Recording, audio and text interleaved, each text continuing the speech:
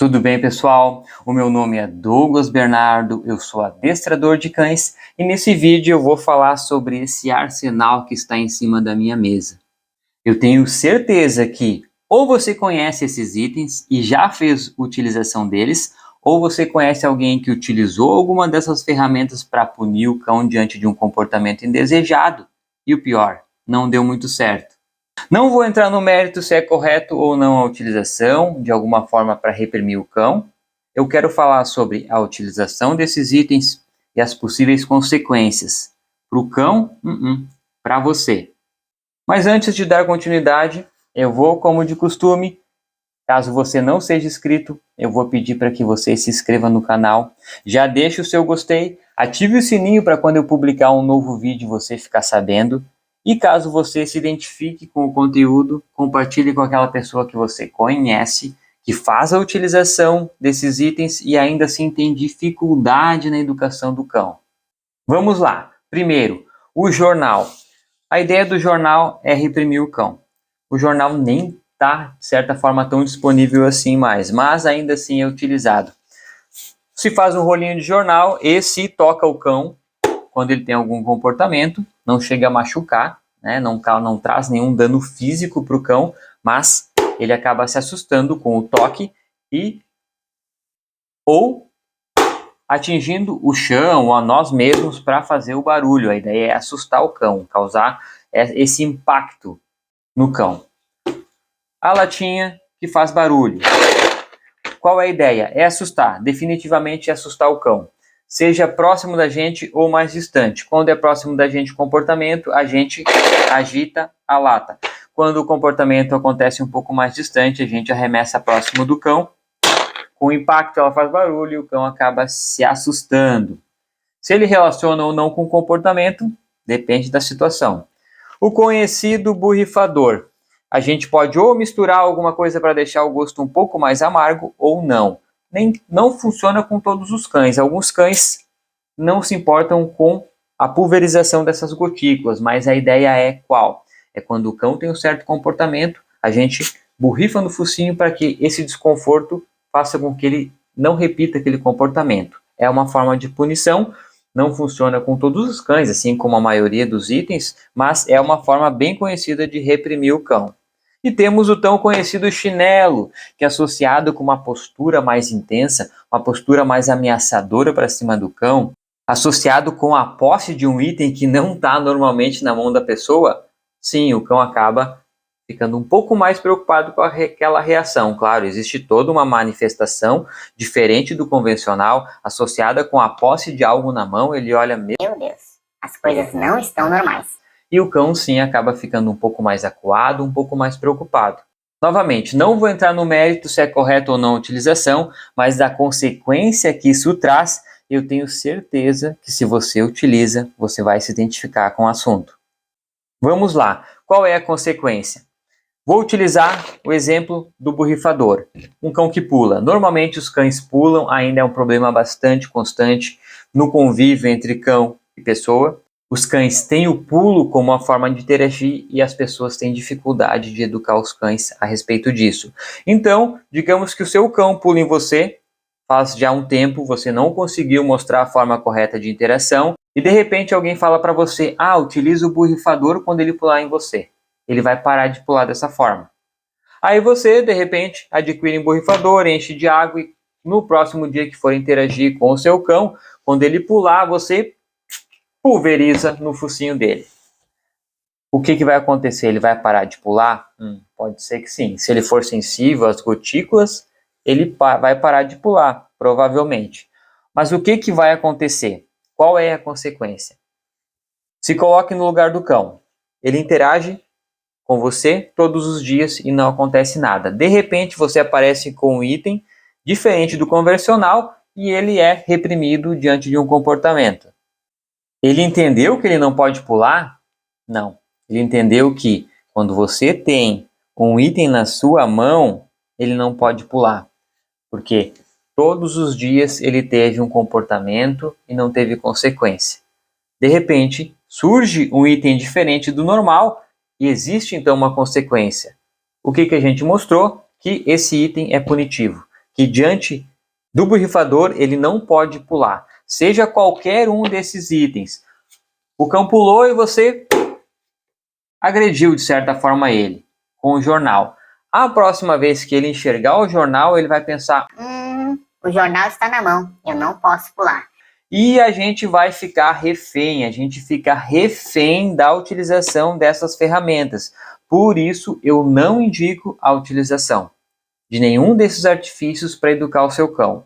Primeiro, a gente mostra o caminho, a gente ensina o que a gente busca do cão. Não adianta a gente querer punir um cão por um comportamento sem a gente ter mostrado o correto primeiro. Porém, isso é um assunto para um outro vídeo. Mas você precisa ensinar o seu cão a forma correta de interagir. Não saia punindo ele sem antes ter mostrado o comportamento que você deseja. E mais, se você utilizar demasiadamente esses itens, você vai ficar refém e nunca mais vai poder abandonar. Por exemplo, se você não quer que o seu cão suba no sofá, não puna ele quando ele subir. Primeiro ensine a ficar no chão. Se ele sobe no sofá e você já chega pulverizando, ele vai olhar... Meu Deus, ele tá com aquele negócio na mão, então eu não posso ter aquele comportamento. Mas ninguém ensinou para ele o comportamento correto. Então, eu não aconselho a utilização de nenhuma dessas ferramentas. Funciona? De certa forma, funciona se for bem aplicado. Como assim?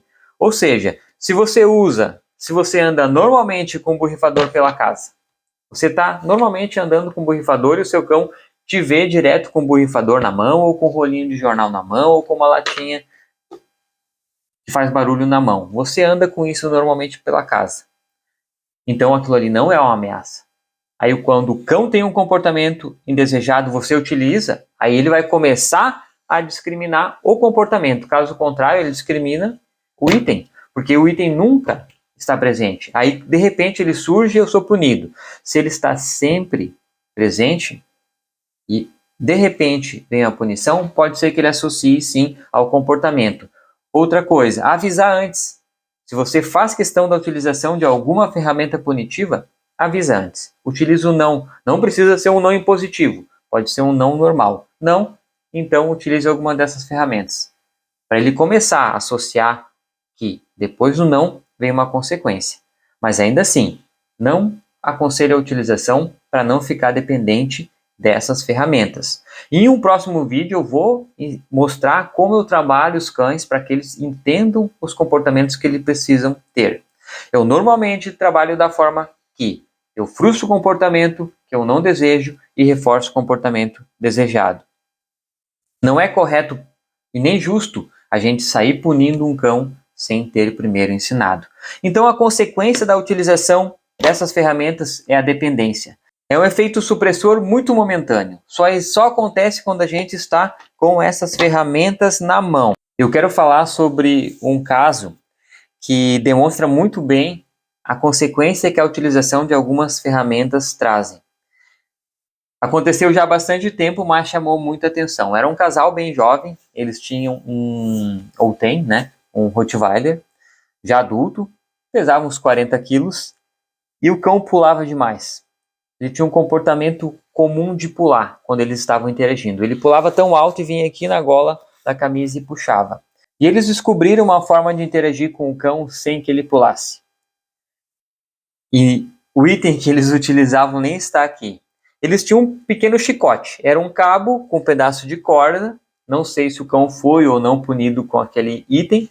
Porém, quando eles iam sair de casa para não chegar todo sujo no trabalho, eles pegavam um chicotinho que ficava pendurado no lado da porta. Eles pegavam aquele pequeno chicote e iam até o portão. Então o cão mantinha um perímetro deles, não pulava, chegavam no portão, saíam e penduravam do lado de dentro. Quando chegavam no final do dia, eles pegavam aquele chicotinho, colocavam na frente do corpo e iam caminhando até a casa. Na casa, penduravam no lado da porta, então entravam, trocavam de roupa e depois voltavam a interagir, claro, de forma inadequada, porque o cão nunca entendeu que ele não deveria pular, mas eles conseguiram, com a utilização de alguma ferramenta, a sair e voltar para casa sem se sujar. Eles mostraram para o cão o que eles queriam? Não. Eles simplesmente conseguiram mostrar que Diante de um item, o cão não podia pular. Perfeito exemplo de o quão a gente pode ficar refém de uma ferramenta. E se não for trabalhado de forma correta, são 10, 12, 15 anos passando por aquele mesmo trabalho. Então, a consequência da utilização de alguma ferramenta punitiva nem é tanto para o cão. A consequência é mais para o responsável pelo cão.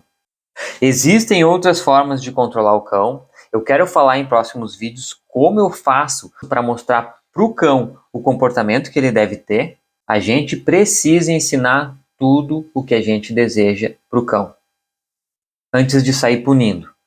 Então, eu gosto de seguir uma certa regra. Frustre aqueles comportamentos que não trazem consequência e reforce o comportamento desejado. Dessa forma, a gente consegue plantar muitas sementinhas que vão germinar e vão facilitar muito a comunicação entre você e o seu cão. Então, sobre os itens, era isso que eu queria falar, a consequência que isso traz. Se você faz questão de utilizar esses itens, utilize normalmente, então, ande com isso junto com você e quando for reprimir o cão, avise antes, mas eu não aconselho a utilização de nenhum deles, porque é muito fácil da gente ficar refém da utilização. E eu tenho certeza que você se identificou com esse conteúdo, porque é comum. Muitas pessoas fazem contato citando essa situação. E se você se identificou com o conteúdo, gostou do conteúdo, não se esquece, deixe o seu gostei. Se não é inscrito, se inscreva no canal. Compartilhe com aquela pessoa que tem dificuldade de educar o seu cão e ainda assim faz a utilização desses itens. E antes de me despedir, eu quero agradecer por ter me acompanhado até aqui. Eu tenho certeza que o próximo vídeo você vai gostar também, então ative o sininho para ficar sabendo quando eu publicar e a gente então se vê nesse próximo vídeo. Muito obrigado por me acompanhar até aqui.